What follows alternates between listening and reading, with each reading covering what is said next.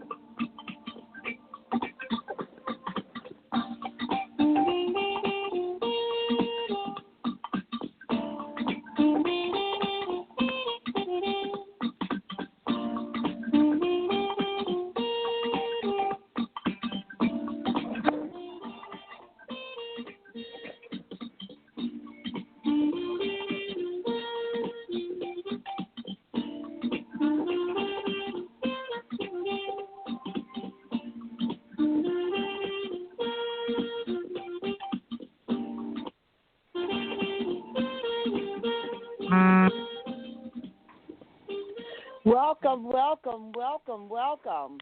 Women Veterans Speak. Women Veterans Speak Blog Talk Radio. Thank you so much for joining us on today. Wow, it's been quite the year for veterans. This is quite the month for celebrating veterans, and we pay tribute to all veterans on this past Veterans Day, those who past, present, and future who are members of our military community. We would like to welcome you all to our Women Veterans Speak Blog Talk Radio program. And we thank you so much for joining us. There is a lot of things that we've had to contend with over the past year or so, and we've not been regularly on our program, but we are just so delighted today that we can talk with someone who has quite the experience. Diane Butts, we would like to welcome you to the show, and just let me just have just a moment to just share a little bit about the Women Veterans Speak Blog Talk Radio program, which we started in around 2012. And we were so delighted that we've covered a lot of information on the military community and culture. We also have had tremendous guests from the community who are advocates, legislators, those who have been involved in the discussion on policy and moving our agenda forward. So we're just excited today that we can move in a different direction where we have the movement of Women Veterans Front and Center, where women are taking the front line on many of the issues here as civilians transitioning post-military with advocacy, running for office, legislators, the congressional and the Senate roles where the military has been a very present conversation and setting agendas on how we as veterans are addressed in our quality of life issues. So we're just delighted to have Diane Butts. We thank you so much for joining us. And thanks for having me. You're quite welcome. You're quite welcome. Would you guys like to have an introductory statement here, just to kind of identify yourself, if you would? I could go on and on about you, but I think that I would be just a little bit selfish. If we just like to share a little bit, just to bring us into what you'd like to talk about with your book. I'm so excited about your book and having read much of it, learned so much about your life, your service to our military, 35 years and your achievements there, and then post-military, how you have been able to help draw the attention on such critical issues as we navigate through the tedious processes for gaining our benefits and our rights as veterans as we try to acclimate to our civilian life. So I would like to just open the floor to you to kind of just open an introduction conversation, and then from there I just have a few specific questions I'd like to just to bring attention on some of the specifics I think are relative to our listening audience, and for setting precedents on the kind of work that you have done that you may or may not think is important, but I think is extremely important that our audience hear about some of the detailed agendas that you were able to process through and benefit victoriously, and even those that you may not feel were your end game, but the process itself, it brings attention And as we revisit that in our conversations, it will continue to shed light on some of the needed conversations as we move forward for setting policy and legislation. Okay, Diane, we'd like to open the mic to you. Thank you so much for joining us. Oh, you're very welcome again. Thank you for having me. Well, my name is Diane Butts, but I write a pen name as Lady Zabiri, and it's a story behind that, but I won't share that at the moment. But I've always wanted to be a writer. One, I joined the military when I was 17, and I spent 34 years in the military. And after I was in the military and I did my combat tours, I came back to my point of entry and found I did not have a job. Now, at that same time, I was also applying for all the benefits that were offered to military. And having done all of that, I found it very surprising to know that once I finished a combat tour, that I didn't have a job. And, you know, majority of our forces are in the reserves. So I have some National Guard, Reserve, and active duty years. So the process of trying to get the job back started me writing this book about my experience. And I felt so hurt by how the military, having served in the military and spent all that time in defense of our nation, it seems like the benefit stream should be seamless. You should be able to come on out, get all your benefits, and then go about acclimating yourself to society. But that didn't happen to me. And because that happened to me, I thought about, now I ended up getting a pretty good retirement at the end, but I thought about my fellow comrades who were enlisted. And when you come off active duty, your pay is basically cut in half.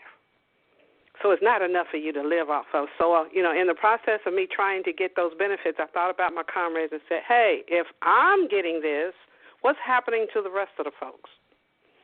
And then I found out that the VA and the Department of Labor was not quite servicing our service members very well. So that's what I wrote the book about, all the things that you had to contend with in applying the USERRA laws. And if you don't know what that is, it's the Uniformed Services Employment Rights Reemployment Rights Act. And that is an agency of the Department of Labor that's supposed to help you to get your job back if you didn't get it back seamlessly from performing active duty. And they help you, but sometimes they don't. So then you are left dealing with the federal claims court, district court, and just filing, EEOC in order to try to get righteous indignation. So I want to stop there for a minute to see if there might be some questions about, I think I shared my motivation for writing the book. And those who have read it have really enjoyed it, and they can deal with it. Because there's somebody somewhere that's related to you that may have dealt with some employment discrimination along the way. Okay, so I'll pause for a minute. Okay, so what I'd like to do is make sure that your information is on this call so that as we archive it and promote it on our website, that the information will be made available for future access by those who will listen to the archived edition of this. Could you just share how people can access the book, what your information would be if someone wants to contact you about any particular issue that you'll discuss today on this broadcast? Okay, the website where you can find the book is on www.outskirtspress.com, and the title of the book, which is Do What to Be What. Telephone number that you can call is 571-264-5748. And that's the number to Diane Butts. But the book is The author is Lady Zabiri. And the co-author is... Hello? Please go ahead.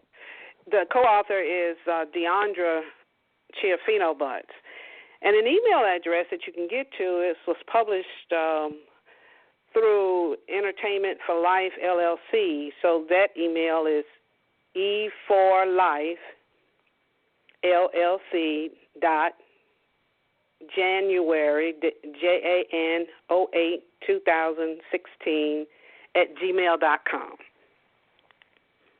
I would just like to ask you a couple of motivating factors that connected your experience that you shared with the Department of Labor and some of the other government entities where you will expect would have some of these answers as you navigated, you found weren't present for you. How did that make the necessary? It gave you the need to write this book, but in that parallel of you as you was experiencing that, can you share just a little bit about what that experience was for you, understanding that the government, like what you had trusted and served for 35 years, was missing major components for allowing you to transition, being you were a colonel, a lieutenant colonel, a high-ranking military officer. Can you help us to understand what that experience, from your articulation, what that experience was for you so that people can understand that when we are experiencing this as enlisted, there are no gender-specific roles that our military plays in transitioning. If you understand my question, if I could be more clear. There are oftentimes people come out and say, well, what is your rank? I think civilians oftentimes equate rank with knowledge, or they have less challenges transitioning. Can you just give us a little bit of perspective on what the realities are as a military officer transitioning to learn that the government was missing some major components for assisting with your transition? Yes. Well, we have the gender and we have the racial aspects of identifying who we are. And you think that especially when you're serving the military service, that the military, in a sense, has your back as far as you dedicating your life, putting your life on the line, you and your family, and that once you come out of the service, you think that you will be rewarded for your efforts. But unfortunately, it's not always the case. When you are looking to get your job back, for instance, and they find that you are retired military, they're not so kind to you. It's like you already got one. So I think those who have worked in the government and worked in the civilian sector have experienced retired military or former military as an unfair competition, which most folks don't understand. That once you get out of the military and you're not getting all those benefits like housing, for example, or clothing allowance, you come back, you don't have enough to maintain your standard of living. It's not even just the standard of living. It's just that to be able to maintain a living with half the money that you were getting previously. So as I was asking for help to get the job back, it caused me to understand what the laws were pertaining to military. And I found out that the military, you're only protected for 1 year once you come out of the military and you go to your civilian job. But that's an opportunity, which is something I'm still trying to work on. That's an opportunity for the employer to utilize you for 1 year and could develop a case against you, as a poor performer. And then you have to go out and find another job. So that law, I think, is unfair because once you come back out of the military, you're talking about that six months or even longer. The transition period ended up being very long for me. What else did I experience? I experienced when I was trying to get unemployment that was difficult when the law says that you're supposed to get that automatically. So, again, I had to start researching. But in the meantime, there's no income coming in. So I'm getting very anxiety-ridden. So I ended up getting diagnosed with PTSD and some other issues. I had high blood pressure already, so that wasn't a bigger deal, but it got more extraneous, as I'm trying to find money to take care of my household and utilizing all my education and so forth to get the job back. And then, when you start to get sick, you're not able to work. So and that's where the military came in, and fighting that battle was difficult as well. So the anxiety got higher. Anyone's anxiety would get high when they don't have a job to take care of their basic necessities. But when you have served the military, you think, why am I going through this?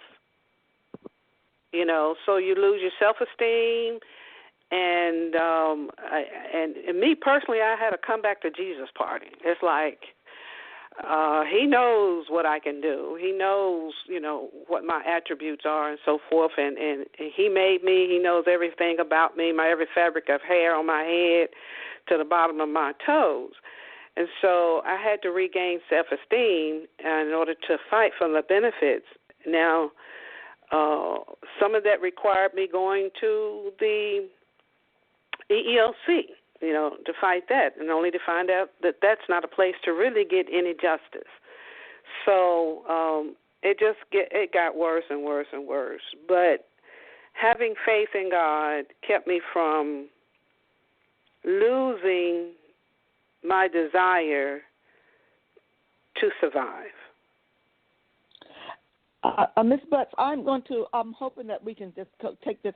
This is a half-an-hour program here, and hope this will just be preliminary to a ongoing episodes that I hope that we can kind of frame up some of this discussion.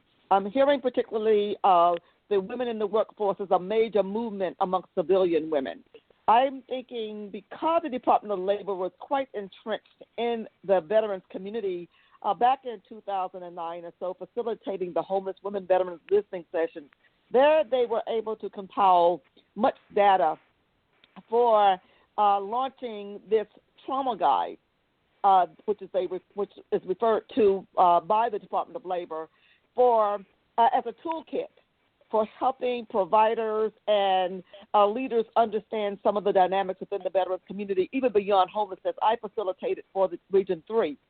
My question to you is, do you think there are specific concerns that need to be addressed pertinent to the women veterans community that may or may not be in alignment with some of the more mainstream conversation for women in general with regard to, please. Absolutely. It is one thing to write a law and say people are treated equally. And it allowed, when I came in 1975, there was a campaign to draw women into the military. But once you got there and it was more integrated, the standards changed. So women had to fight even harder. And because women are isolated, sometimes it's okay that you have one or two women in a department, and you tend to be isolated. And, of course, a lot of laws have changed for MOS and even fighting in combat, which I don't agree with, because women do have different attributes than men. But what is not so different is their ability to learn and apply knowledge. And you find that women are usually more educated than the male counterparts, but yet they don't necessarily get the opportunity to get the jobs that's commensurate with their education. And then there's the physical aspect of it. And women have met that and by far exceeded some others, but as far as being treated fairly, it's not across the spectrum. And then when it comes to you getting out of the military, and see, when men have children, it doesn't affect them. per se. They'll go ahead and send the dependent pay through their bank, but they're not responsibility necessary for the custodial responsibility for the children. But women who are working usually have the custodial responsibility and working. So sometimes a supervisor can make it a little more difficult for that person to take care of their child and work the long hours as our male counterpart. So there's some unfairness going on there. But yet there's even more unfairness when it comes to once you get out of the service. Now, if there's a man there taking care of a family, yes, his income is cut in half when he comes off. And we oftentimes have a lot of females who are single parents. So that makes the dynamic even more engrossed, if you will. And that means that you come out of the military, you got half the money, then you got your child to take care of. The father may be there and he may not. And then you find yourself homeless. You don't have a place to live, and then some of these places don't take women with children. And so a lot of the stereotypes are added to that person or to that woman, and she's even more isolated and feeling her self-esteem is even further down, like I'm not a good parent, I can't provide, etc. So, and then to pull out of that, it's embarrassing. You achieved, and you had leadership in the military, and you did some jobs that, compared to the civilian sector are more intense and require a lot of training, education, etc. Then you come out and it's like, okay, you want to get a job, and you find that all of your military skills were not necessarily as easily transferable over into the civilian sector. I'm going to just take a minute to add some insight to this particular dialogue. This issue that you're speaking to have multi-dimensions and how it's being addressed at every level of government, in my experience. And it is unfortunate that you are speaking, it sounds like, from a very isolated place where there was either no offer of help or there was no resource where you actually had access to where this help was. And that's very important in transitioning. Now, I have you on this particular program to talk about the book, and I think that if you are willing to, that we can get more into the book, because I think that book gives strength to any listening military person who has had some transitioning challenges, which is where I think your book was in my reading would be a good place to start for anybody to understand what some of the challenges are, but where you can draw a strip, what you alluded to, your spiritual connection. Had you not had God in your life, you would have lost it. And I think that is a very common understanding amongst veterans today. There has to be something bigger than us, that which we can anchor. Otherwise we're just tossed here and there. But in that said, we just have 5 minutes left in the program, and I really want to just let you know that what this conversation means for me. It means more than because I hear so many missing pieces of what you had to suffer through that actually do exist. And what it also says to me is that as much as people are offering help, there is some disconnected and very flawed systems here that is intended to minimize the suffering of veterans transitioning, but somehow with what your experience has described, it actually compounds. And that's what I have been trying to address for many, many years. There are compounded issues over time that in about 20 years, not only have your health issues become something else, but your whole presentation. And many veterans who are telling their story today, they're compounding that 20-year experience and trying to articulate that to anyone who would listen. and they're being diagnosed as having a mental condition because they have that capacity to not only retain that level of information, but to articulate that level of information.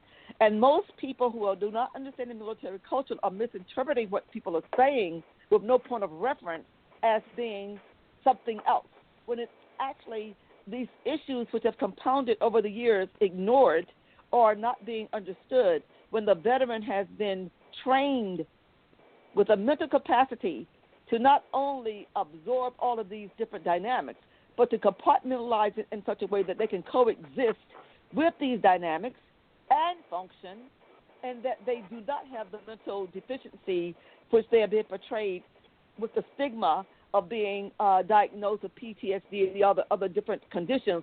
These are independent of your abilities to exist. You can have PTSD and function at a certain level, but I do believe these issues are compounded, and I think that the psychological community should be realistic in how they identify and labeling and stigmatizing the veteran once they are able to articulate to a medical professional who has no connection, who has no point of reference to the military culture by which they are trying to comprehend, to diagnose, to treat.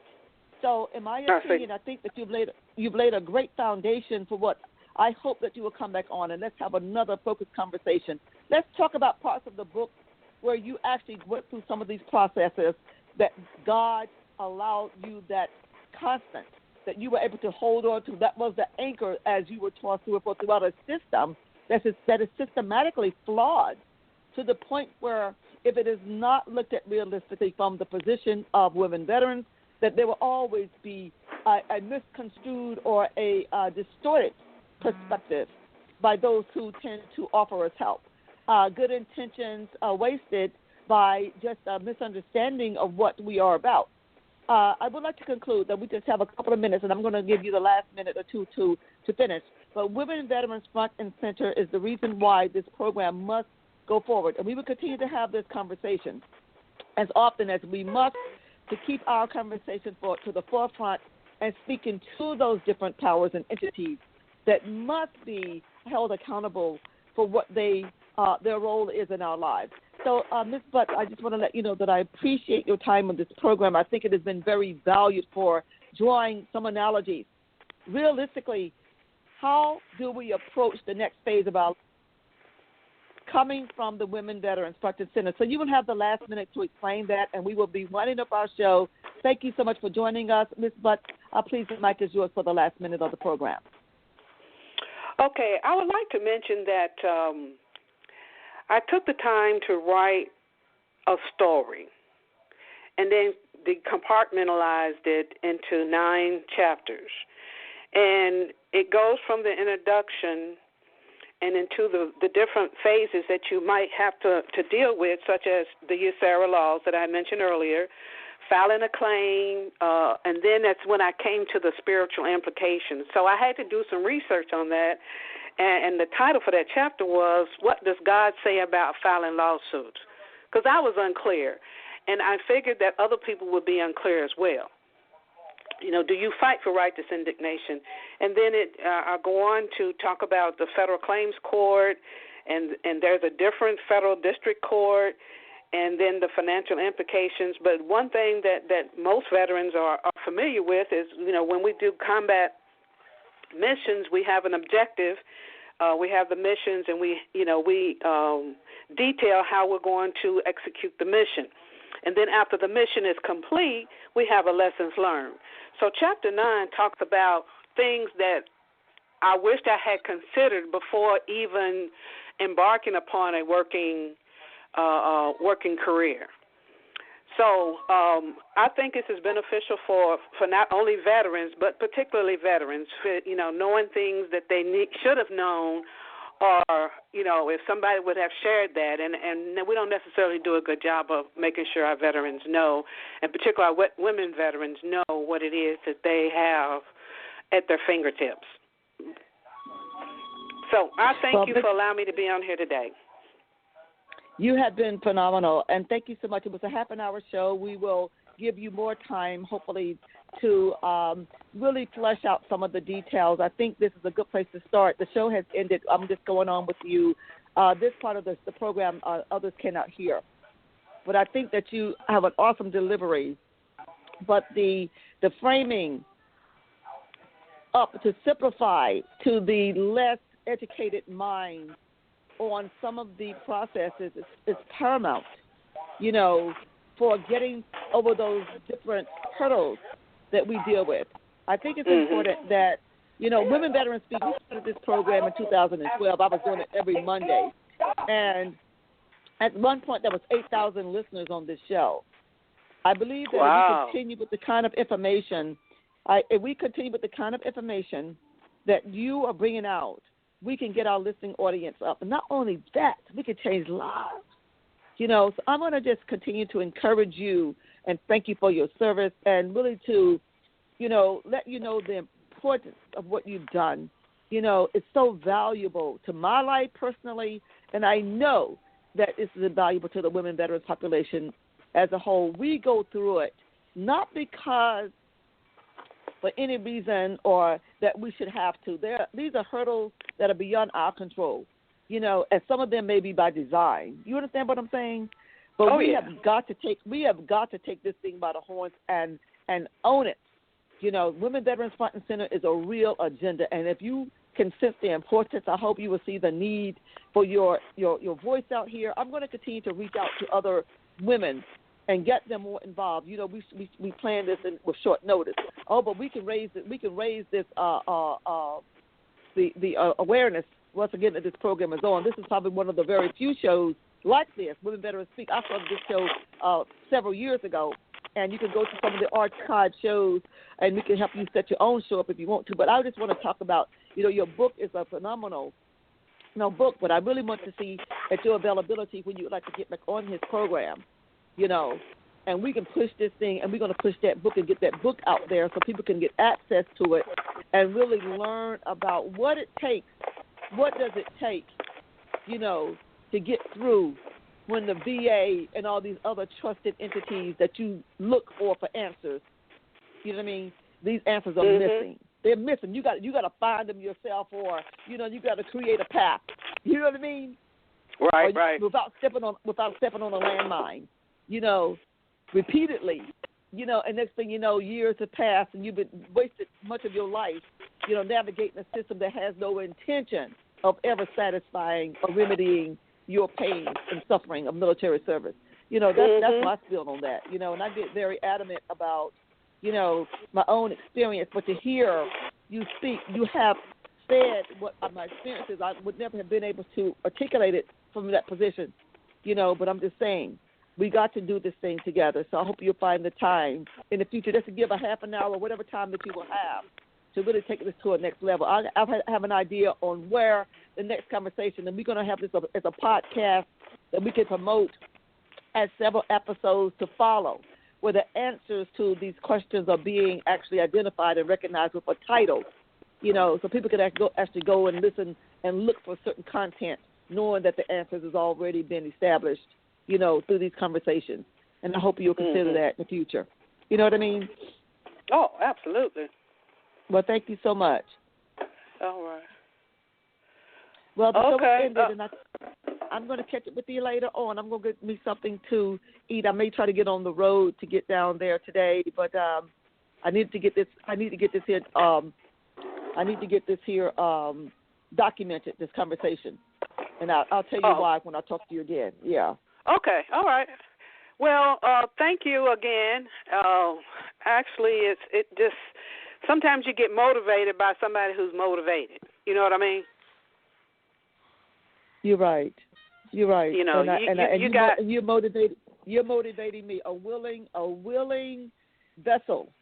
That's all God asks, is that you be willing. He'll give us the ability, and I think that's what happened. You and I both challenged. In our day to day. Sometimes we hit or miss. You know what I mean? But the days that we hit. And that's what we're going to hold on to pass this baton on. I mean, these people need to know. It makes no sense it makes no sense. And I have some other things that I want to bring out from this conversation. I'll be listening to this over again and take my notes for the next broadcast. And we'll see when your availability is to get back on here to do another episode, so that we can do a series to get to an end objective here, and how these particular issues, transitioning is key. That major gap in services, the major gap when transitioning for survival, your finances ain't right. That's where it's crucial.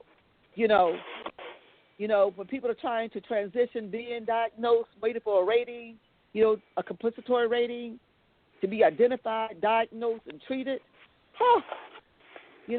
Where can we get? How can we expedite that? Where are the answers at? We're going to put those answers on this broadcast.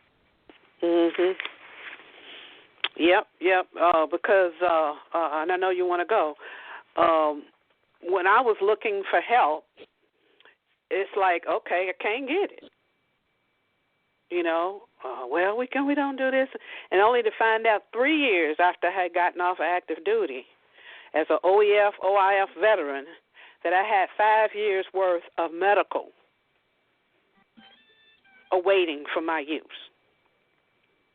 But I didn't know it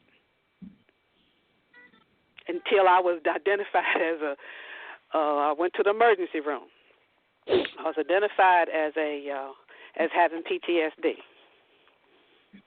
And I said, I do? Really? Seriously?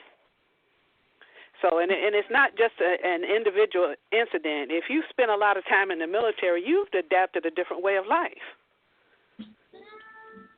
And it's not going to necessarily transition very easily. Most of the time it doesn't. Anyway, there you go. All right, lady, go get your work done. It was a very good show. Thank you so much. All right. Okay. Bye-bye. I'll send you a recorded copy. Okay. Okay. All right. Bye-bye. Bye.